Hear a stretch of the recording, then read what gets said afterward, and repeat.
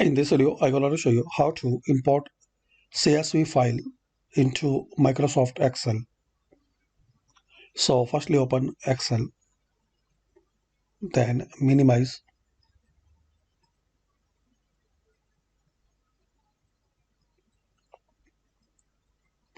Now just drag and drop your CSV file on Excel. So like this, you can import CSV file into Excel. Just drag and drop your CSV file.